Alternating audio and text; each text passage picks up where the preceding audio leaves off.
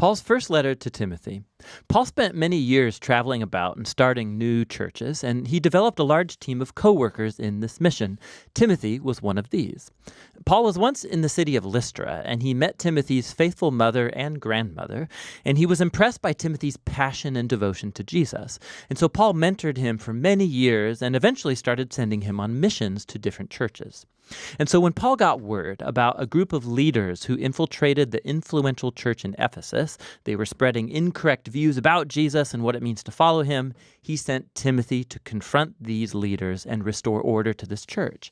So after Timothy arrived there, Paul sent this letter to follow up and instruct him on how to fulfill this mission. The letter has a really cool design. There's an opening and closing commission to Timothy to go confront these leaders and their bad theology. And then these surround two large central sections that are full of really practical instructions about the problems that Timothy faced in the Ephesian church. And then finally, all these sections are linked together or concluded by a series of 3 poems that each exalt the risen Jesus as the King of the world.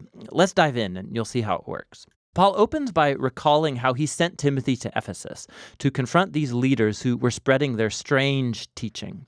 And he describes how these guys are obsessed with speculating about the Torah, specifically the early stories and genealogies in the book of Genesis. And as we'll see, they had developed all kinds of weird teachings about food and marriage and sex that weren't consistent with the teachings of Jesus or the apostles. He even names some of these people, Alexander and Hymenaeus, and he describes how their teaching has divided the church, it's generated controversy.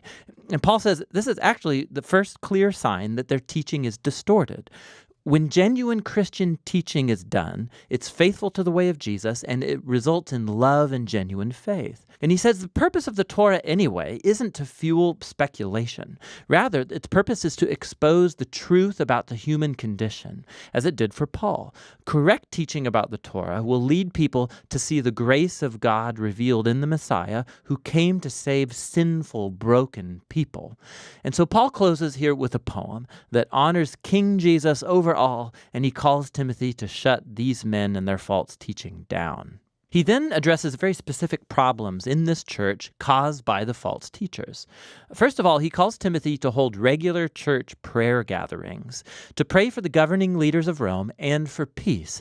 Because peace in the land, it creates an ideal setting for Jesus' followers to keep spreading their message about the God of peace, who wants all people to be saved, the God who sent Jesus as the only mediator to give his life as a ransom for all. In contrast to the false teachers, Paul reminds Timothy that God wants to rescue the whole world, and prayer is going to keep this at the forefront of their minds.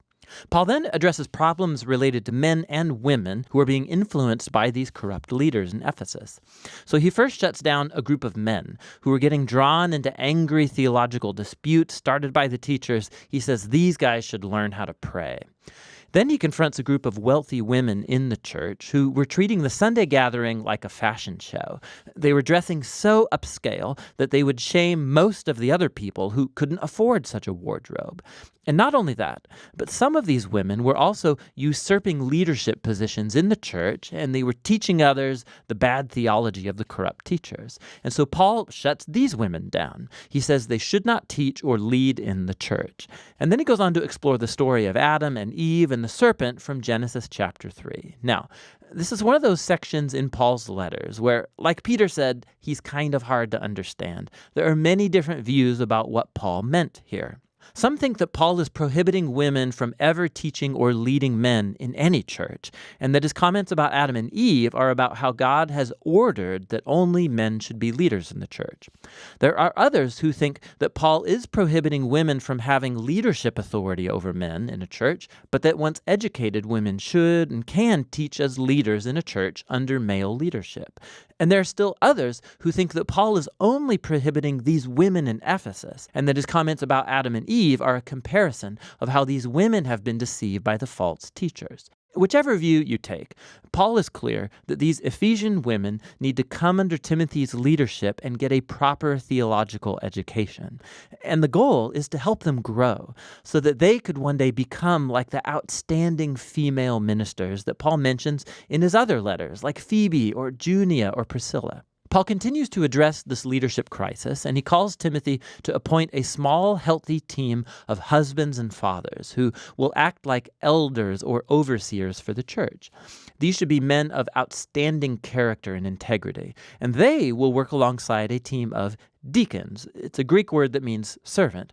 And these are men and women who actually lead and do the ministries of the church, and they are to have the same kind of character as the elders. And all together, these people should be known for healthy relationships in their families, because that will demonstrate their ability to lead in the church, which is God's family. And the way of life that they live all together, it's consistent with the story about Jesus, which is explored in the closing poem, about his incarnation, his death, his resurrection, his exaltation as king, and then the spread of his new family throughout the whole world.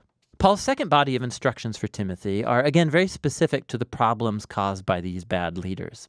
So he first corrects their bad theology. They've been telling people to stop eating certain kinds of foods, most likely meat, and to stop getting married, which Paul thinks is ridiculous. So he goes to Genesis 1, and he reminds Timothy that God's entire creation is very good, including food and marriage.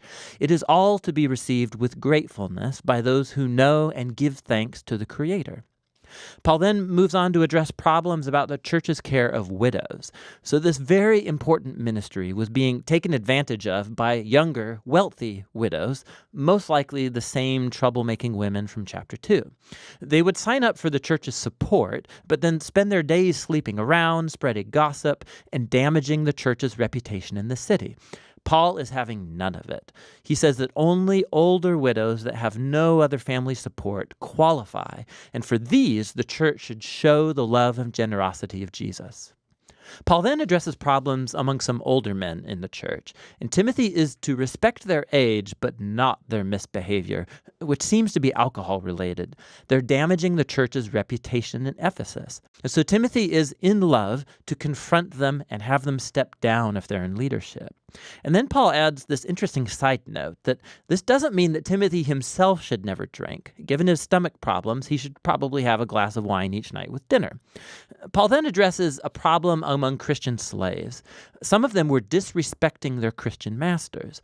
And so, yes, the gospel creates equality among Jesus' followers. However, Paul thinks that equality needs to be implemented in a strategic way that doesn't compromise the mission and witness of the church. If Christians become associated with slave rebellions, they are compromised. The Christian transformation of the Roman household had to be implemented strategically so that their neighbors could be persuaded and not repulsed by this new vision of God's family. Finally, Paul closes the letter by calling Timothy again to confront the corrupt leaders. Paul here exposes their motives to make lots of money by accumulating followers and then charging them all high rates for their teaching. These teachers betray Jesus and his message of contentment and simple living. And so Paul instructs the wealthy Ephesian Christians to become rich in good works and generosity, to be people who submit all of their resources to King Jesus, and he's the one who inspires the final poem about how he is the true king above all other kings. 1 Timothy is a really important letter. It helps us gain a holistic vision of the nature and mission of the church. So what a Jesus community believes will directly shape how that community lives and behaves in its city. And so its theology, its beliefs have to be constantly critiqued and formed by the scriptures and the good news about Jesus. And how the church is perceived in public is also very important to Paul. Christians should be known as people who are full of integrity, known for good works, known for serving the poor and the most vulnerable, all out of devotion to the risen King Jesus. And that's what 1 Timothy is all about.